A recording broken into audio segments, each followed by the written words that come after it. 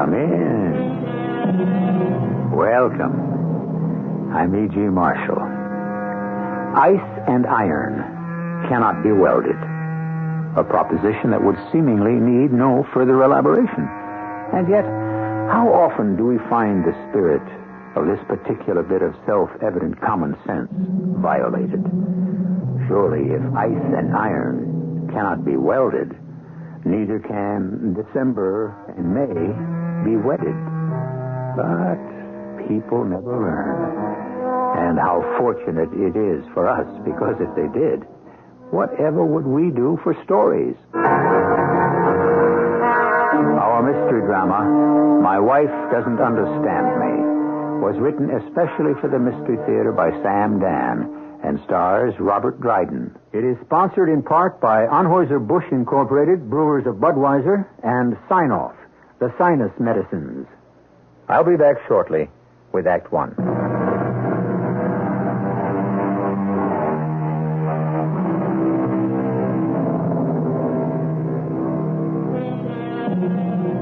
It's the little things that count, not just in human behavior, but in the operation of the incredibly complex machines that support our lives today.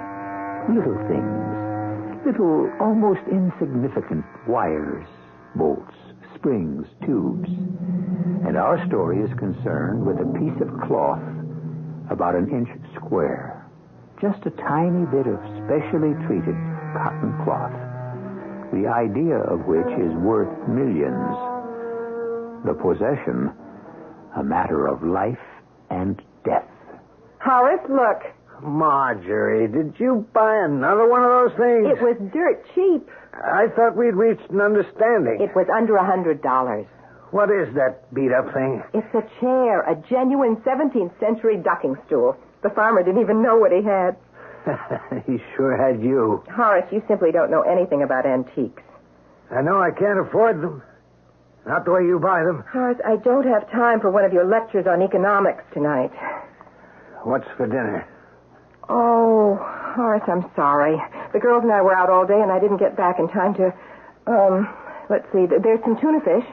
Damn it. Well, it's very good for you. Take some with tomato and have fruit for dessert, and I'll see you later. Where are you going? I have a committee meeting. Now, listen here. I had to wait for you to come home so I could use your car. After all, you deprived me of mine. I did not deprive you. You cracked it up all by yourself, and I can't afford to have it fixed. All I know is I am the only girl in the crowd who does not have her own car, and it's quite embarrassing. Well, anyway, I can't stay here and argue all night. I'm late now.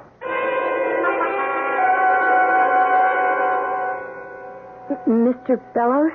Yes? You, called the pool for a stenographer? Oh, yes, that's right. I did. Well, sit down. Thank you. This is a letter to Caldwell and Glenn. Their address is in the files. Gentlemen, in response to your inquiry concerning our centrifuge, if your basic fluid is our diethyl polypropanol sulfate, we suggest adherence to a specific gravity of... wait a minute, don't write for a minute, Miss Jackson? Miss Jackson. I want to think. Hand me that notebook on the corner of the desk there, if you will, please. Let me look this up. Diethyl polypropanol sulfate made for... I thought so. Okay, Miss Jackson, read it back to me, please. Yes, sir. To Caldwell and Glenn, and I'm to look up the address. Gentlemen, in response to your inquiry concerning this word... Centrifuge. Oh, centrifuge. If your basic fluid... Fluid? No, wait. I think it's fluid. If your basic... That's right. It's fluid is, Oh, Mr. Bellows, how do you spell that? Don't you have a shorthand way of writing that? Yes, sir, but it's a very strange word, and until I get used to it, I should write it out in longhand with centrifuge and fluid. What is this? Sir? I called for a steno because I have a simple letter to go out to a client and... Oh, please, sir, don't be angry. Well, I have a right to be angry. Those idiots in personnel. This is a chemical company. How can they hire a girl who's had no experience in scientific terminology? Sir, I'm willing to try. That's not the point. This is a specialized situation. Please, Mr. Bellows, don't have them fire me. They should never have hired you. Whatever I have to know, I could learn. I'm sorry. I'll work hard. I'll get a dictionary. That'll be all. I'll do anything. I said that'll be all? Yes, that'll be all. You say that'll be all to me, and do you know why? Because you're afraid to say that'll be all to your wife. How dare you? Oh, I'm sorry. I'm sorry. I shouldn't have said that. No. I am not sorry. I'm glad. You sit there and you judge me. You're God and I'm just dirt beneath your feet. Well, back home where it counts. You're nothing and nobody yourself, and they laugh at you. Everybody laughs at you. Now that I've said it, I'm going to go home and kill myself. Now, wait a minute, Miss Jackson. No. You're a very disturbed girl. I am not a girl. I'm a woman. I am 30 years old. I'll forgive you for that outburst because you're so obviously very troubled. What do you care? Now, look, Miss Jackson, you're not really qualified to work here. You'll have to admit that. Okay, I admit it. So what? So what? Yes, so what? Am I the only one who's unqualified? I at least want to become qualified. I'm willing to work, to learn. Miss Jackson. I have very little in this world. I have no family. I came to this city to find a job. I don't even know anyone here. Miss Jackson. Oh, your phone is ringing, and I know who it is. Do you? It's that Mr. Herkimer over in personnel. He'll want to know if my work is satisfactory. Please, Mr. Fellows, I know you're very strict and exacting. You're a chemist and a scientist and all that, but please have a heart. Just once, have a heart. Bellows. Yes? Yes. I find her satisfactory. That's right. Thank you. Let's get back to work. You spell centrifuge CENTRI.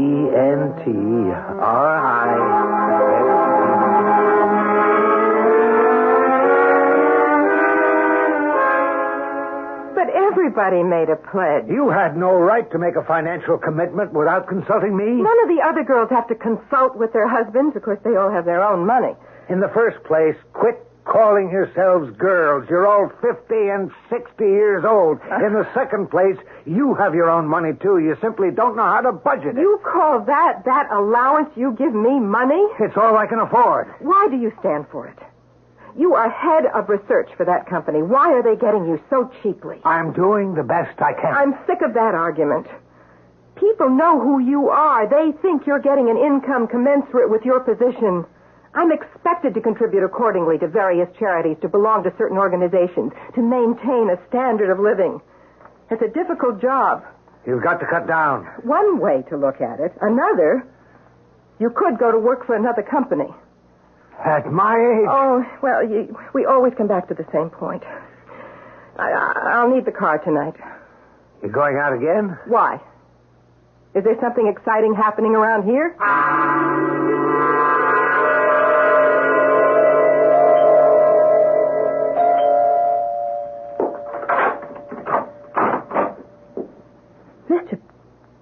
Mr. Bellows. Good evening, Miss Jackson. Well, what are you doing here? I don't know. Do you want to come in? Yes. May I take your hat? Thank you. I went to the personnel section. I looked your name up in the files. That's how I got your address. Well, I'm glad you came. Why? I'm lonesome. So am I. Why? My wife doesn't understand me. That's the greatest... Cliché. The greatest cliche of all time. I am glad you came here. I wasn't thinking. Yes, you were. You might not have been aware of it, but you were thinking. I'm almost twice your age. I know. And I was sitting home alone, reading. She'd gone to some club meeting, and she always has something doing. And I said to myself, I'm going out. And here I am. We've been through a lot together. How? We only met yesterday morning. It was quite a morning. The way we spoke to each other. Strangers don't talk like that. I liked you from the very first. I was very cruel to you. No, it wasn't you. There was something inside of you that's very upset. You're a troubled person. I know. What is it? I don't know how to tell you. It's just that I feel I've done everything wrong in my life. How can you say that? Well, you're a successful man. I feel like a failure. Put your arms around me. What? I don't know if I should. Don't you want to? Yes. Very much. Then take me in your arms. But I'm a married man. I know that. I may not be in love with my wife any longer, but I don't believe in divorce. It doesn't matter. I mean, I don't have any sensible reason. It's just that's the way I was taught to believe. I said it doesn't matter. I won't be able to marry you. I'm not asking you to. But I won't be able to give you anything. Will you be able to give me your love? Oh, yes. Yes. That's all I want. Won't you kiss me?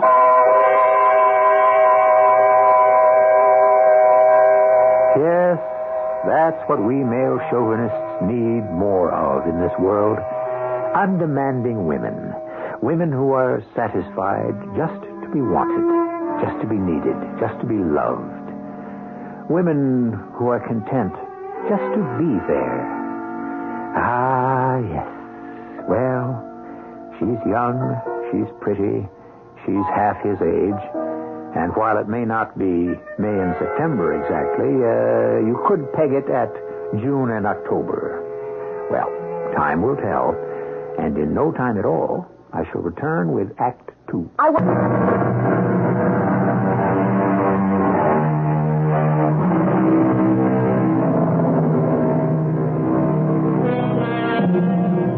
At the very beginning of this story, we said we would deal with a little patch of cloth about an inch or so in diameter, which could be worth millions. So far, however, all we've given you is a married man who is about to have an affair with his secretary. Well, we haven't forgotten the cloth. And it's still at the heart of our narrative. And we'll get to it in good time. Horace? Oh, you're home. Yes. Well, that's a switch. I've been home all night. I thought you had a committee meeting. As a matter of fact, I did. Where were you? I went back to the plant, did some work. Horace, we just can't go on like this. I was sitting at this meeting, and suddenly it occurred to me that I didn't really care about anything I was doing. All of it seemed to be a substitute for a marriage. You're doing what you want. You're active. You're collecting antiques, art. You're into community and cultural and all kinds of things. A substitute for a marriage. Oh, Horace. We started out 30 years ago. We were both out of college.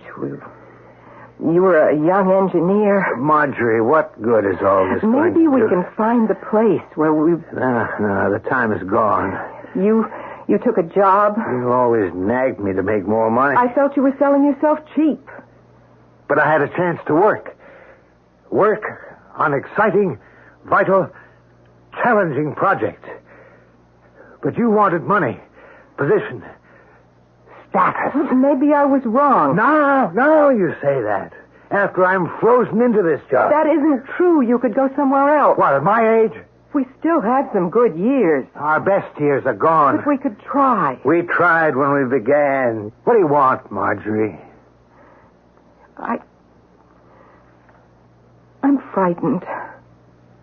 I'm getting older.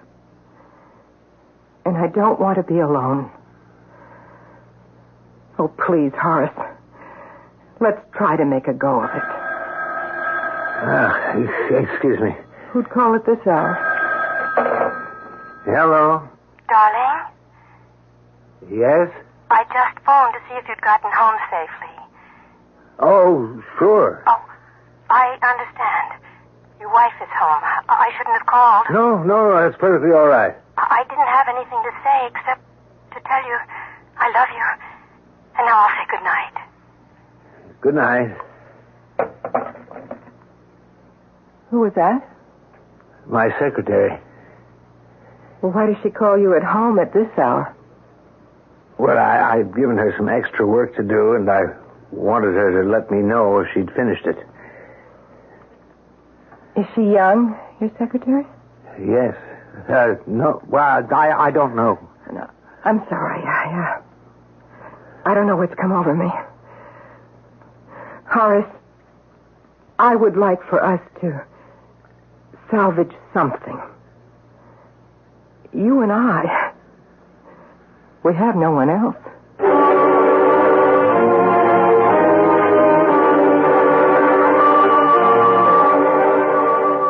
It's gravity. The greatest power in the world, and you get it for nothing. The force of gravity. That's how the process works. Oh, you sound so different, so young. Young? Oh, you're so stiff and starchy in the office, but here you're so youthful. Am I? Am I really? Especially when you explain how these chemical things work. It's fascinating. Is it really? I used to think all of it was so dull and boring, but you make it seem so exciting.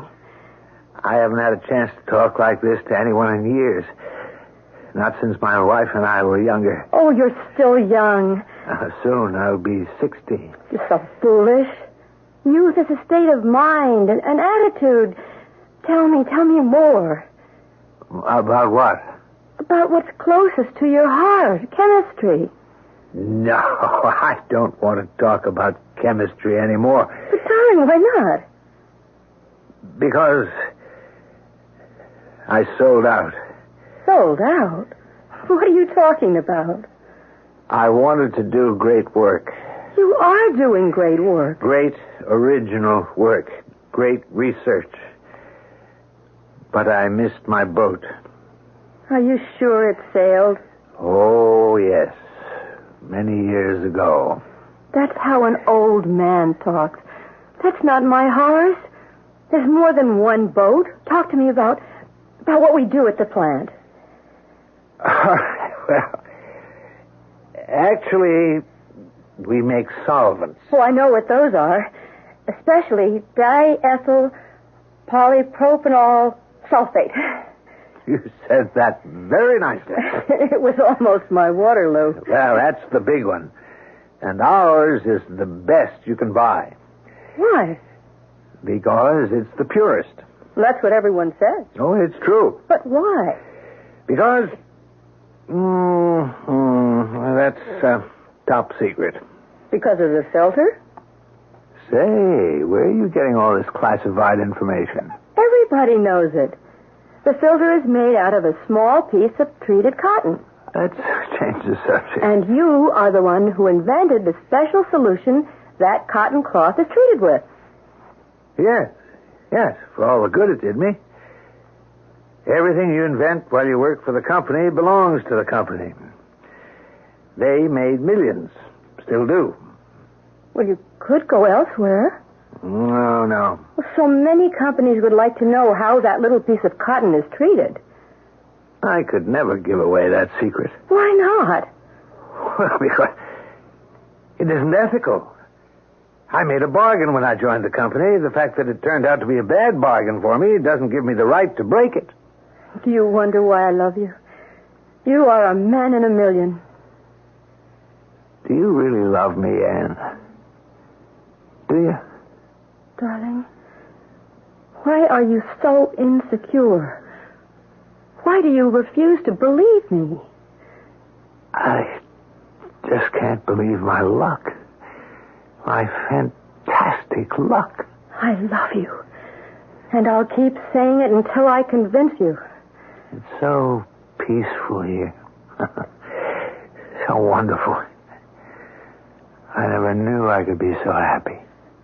Darling, that little piece of cloth, what do you treat it with?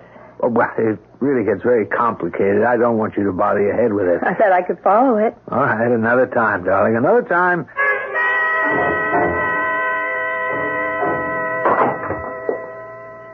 Horace? Yes? Another late night, I see. I told you not to wait up for me. I see you're paying me back. I'm the one who used to go out, and We're swamped with work. and you get a lot of it done at Miss Jackson's house. Oh. A woman knows when her husband's having an affair. She's half your age. That doesn't mean It anything. means everything. Well, I'm sorry you found out. Did you really think it could be kept a secret?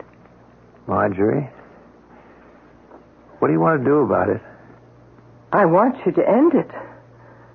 End it? I'm prepared to forgive you. No, wait. I don't like the sound of that. It's probably my fault as much as yours. All of this understanding and sympathy, where was it when I needed Horace, it? please. Why is a young girl attracted to an old man? I'm not an old man. I'm an older man. For his money. But you don't have that much. For gifts. What have you given her? To further her career, what can you do for her?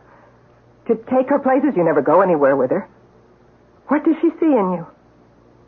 Maybe this is why you and I are where we are right now, Marjorie. She sees in me what you never did. Depth. A dimension. Genius. All right. Granted. Those things exist, and maybe I never saw them. But what does she want with them at her age? She's after something, Horace. Yes, yes. She's after contentment, peace, love. I don't believe in divorce, but if you I don't believe in divorce either. Then what are we to do about it? I've been honest with you. And I'll be honest with you. I have a very sick husband, and I'd better find a way to help him before it's too... Where are you going? Where do you think?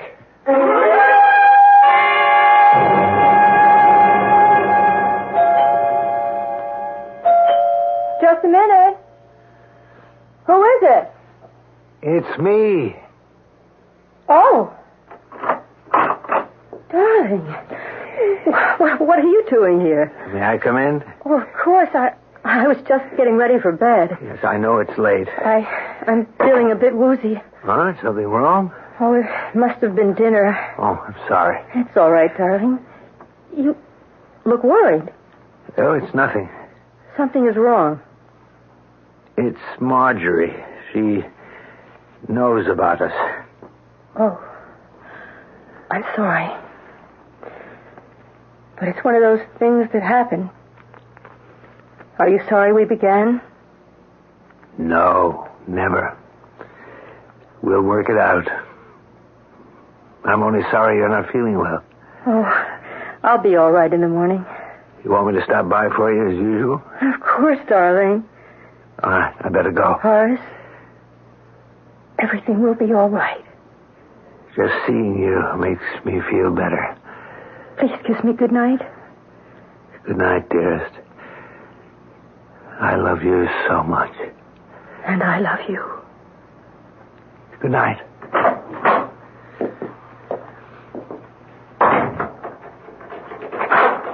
Donald? Come on in.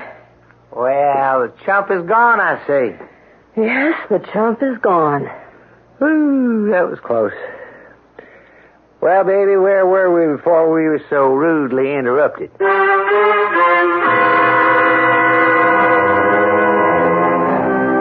Here we have a new character, Donald. Who Donald is, we can readily imagine. We also have a new name for an old character. To wit, Chump. Horace has now become Chump. But why? What are these people after? Patience, patience. The third act approaches.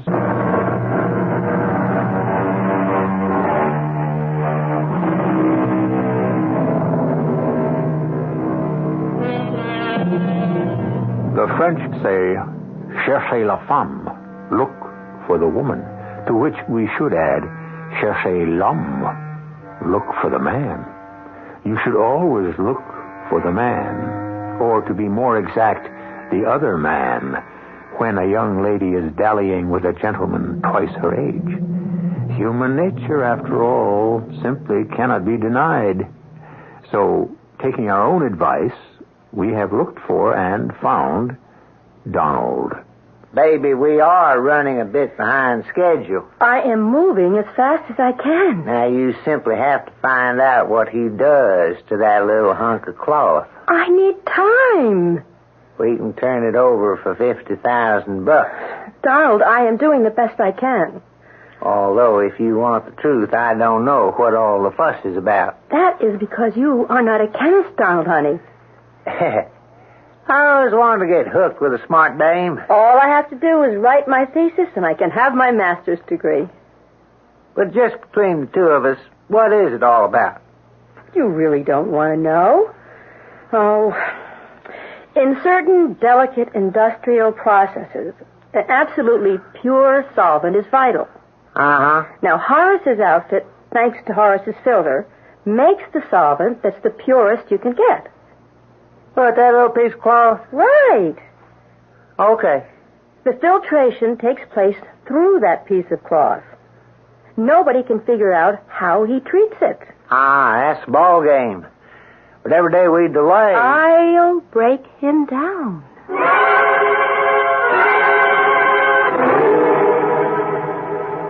Horace, why don't we see a marriage counselor? What for? What's he going to tell us? How to make our marriage work again. Again? It never worked. Oh, Horace, that's not true. We were in love. A very long time ago. I'm still in love with you. Do you realize how ludicrous you are? This girl is young enough to be your daughter. Marjorie, for whatever it is that we might have had back then, let me help you. Help me? How? Let me help you find the courage as I found the courage to walk out and make a new life. You're still a good-looking woman. Horace, you can't start all over again. You can't pretend you haven't lived your life. You can't make believe the years haven't passed. We can't throw away our life together. We have to try to make it better. You refuse to understand what I'm saying. I don't want you to get hurt. I found someone who makes me feel young, alive, vital. Someone who excites me, who makes me believe each day is an adventure. No, she's not a smart girl like you were. She never went to college. She's not involved in the community. She's a simple little stenographer. But she's bright and alive in a way that you never were. Well, I tried, Horace. I hope you and Miss Jackson will be very happy together.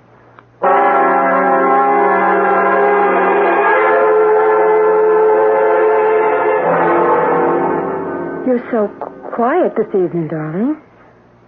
I've decided to leave Marjorie. Divorce? If she wants it. I don't care. thought you didn't believe in divorce. That's because I never wanted one before. I want us to be together all the time. I want that, too. I know so little about you, darling. What's to tell? I grew up in a mining town in Pennsylvania. Went to high school. Got a job in the dime store. Mom and Pop died, and I came to the big city to seek my fortune.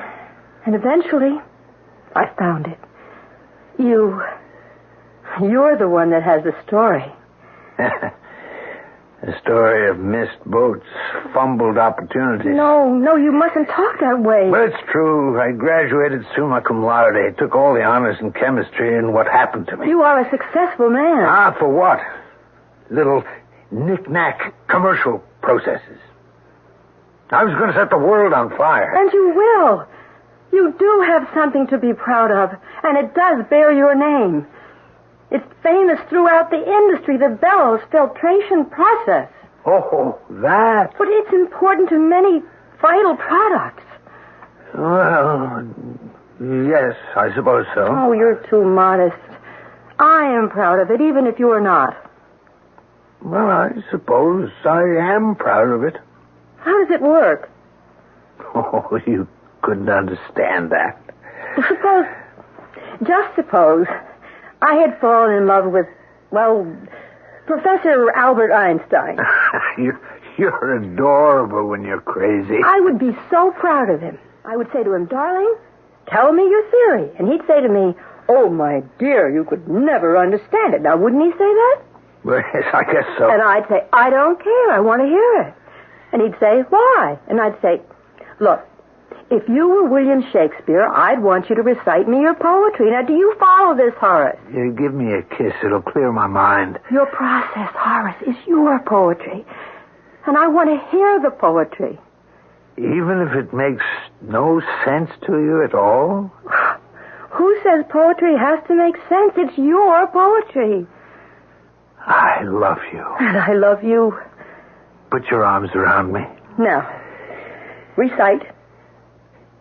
You get a cotton cloth. Mm-hmm. With a heavy weave. The best is an old-fashioned type. It's called bengaline. You have the bluest eyes. Yes?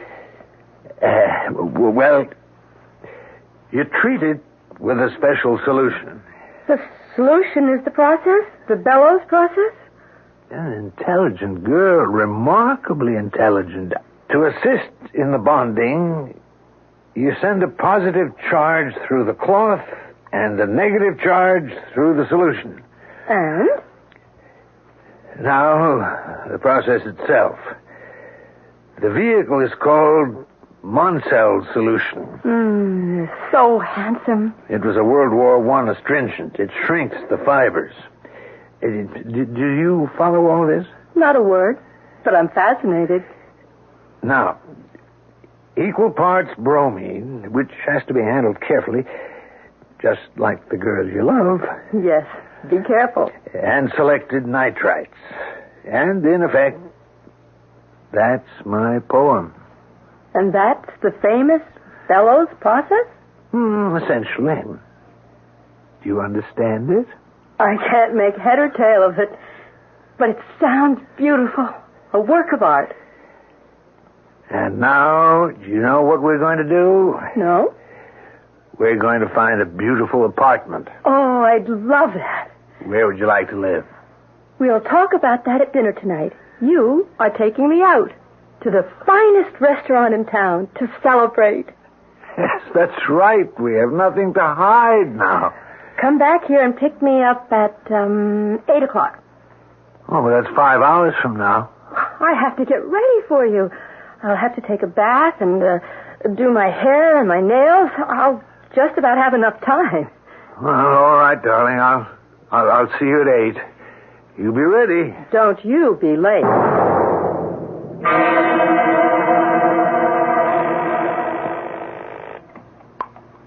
Hello? Donald, I got it. Oh, great. Can we run with it? Not yet. What's the matter? I have to test it out. How long will it take? Well, I have to set up some materials and equipment. That should take an hour, and then I'll need another hour or so to... I'll pick you up at 5. Between 5 and 6. And have your customer lined up. Cash on the barrelhead. And the chump? He will ring the bell at 8. Oh, what a shame. There'll be no one home.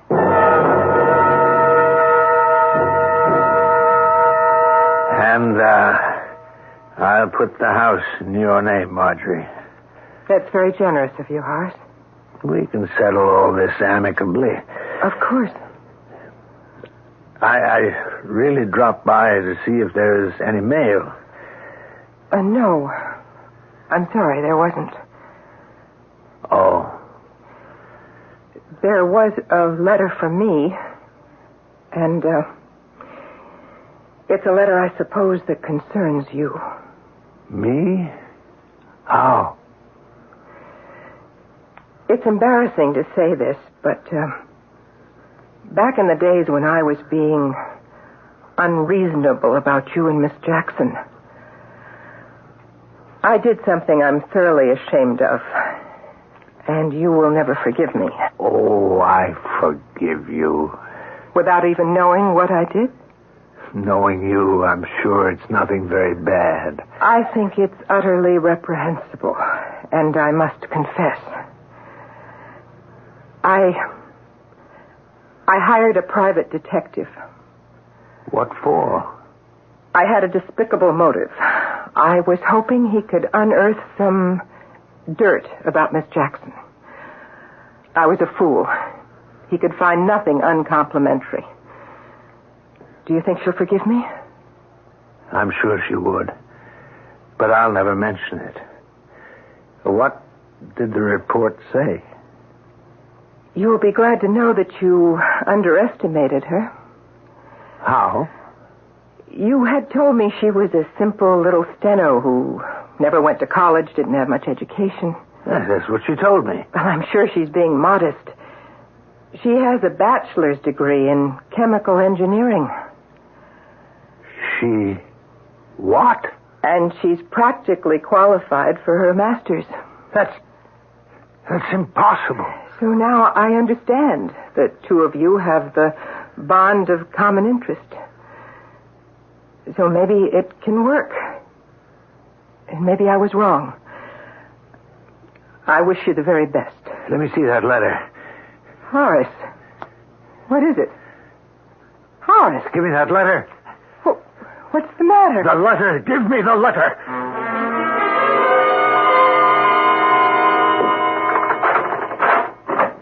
Horace. Hello, Anne. It's only 4:30. You're a little early. Yes. On the other hand, I may be a little late. Washed your hair yet? Horace. Funny smell in here. Really? No, it's not funny. It's familiar. It's very familiar. Very sharp. Pungent. It's coming from the other room. Why don't we see what it is? It's nothing, Horace, nothing. Why don't you write your thesis and get your master's? What are you talking about? Why don't you write it on the bellows process, huh? Please, Horace, I don't... Everything you told me about love, it was a lie. All you wanted was the process. You lied to me. All right. And what did you want? A young girl, fresh, bright. You wanted romance, excitement. Did I cheat you? All you wanted was the bellows process. Right. But you gotta run for your money. And now get out of here. Go on back to your wife. You don't know when you're well off. You think you can just take the bellows process? Think so? I know so, Grandpa. I've come here to give you something else. You see, as long as you've taken the bellows process, you should also get the bellows reaction. The Bellows reaction, what's that? When Bellows is cheated, deceived, scorned, when his heart is transformed into just a casual thing to be broken and thrown away, he has a reaction. And it's this. Oh, let go of me. This is the Bellows reaction. Please, no. The Bellows reaction.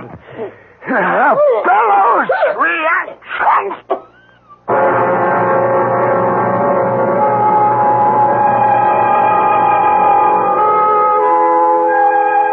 Horace Bellows never stood trial. He was found insane, and he is still in a prison hospital, where all he does all day long is mumble, the Bellows reaction. The Bellows reaction. Nobody knows what it means, except, of course, you and me. His wife, naturally, visits him regularly. One day, she hopes, they will resume their normal life. I hardly think so. I shall return in just a few moments with the moral of our story.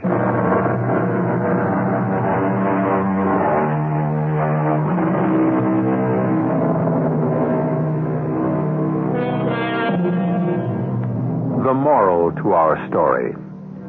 There's no fool like an old fool, for a variety of reasons. First, if he's been foolish all his life, he's had ample opportunity to practice and polish his folly. Second, if he comes to foolishness late in life, he can bring to it the wisdom and experience of maturity, and thus perform his foolishness with a certain style and grace. Third, well, anyhow, our subject tonight was Horace Bellows, who became foolish for only once in all of his 60 years. But that once was enough. Our cast included Robert Dryden, Terry Keane, and Rosemary Rice. The entire production was under the direction of Hyman Brown. Radio Mystery Theater was sponsored in part by Buick Motor Division. This is E.G. Marshall inviting you to return to our Mystery Theater for another adventure in the macabre. Until next time, pleasant dreams.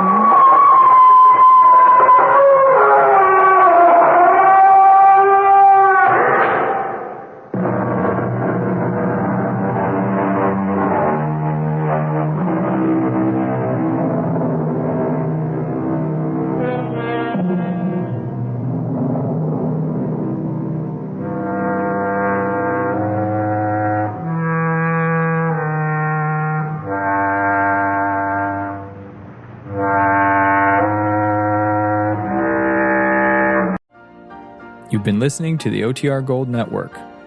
Find more classic radio at otrgold.com.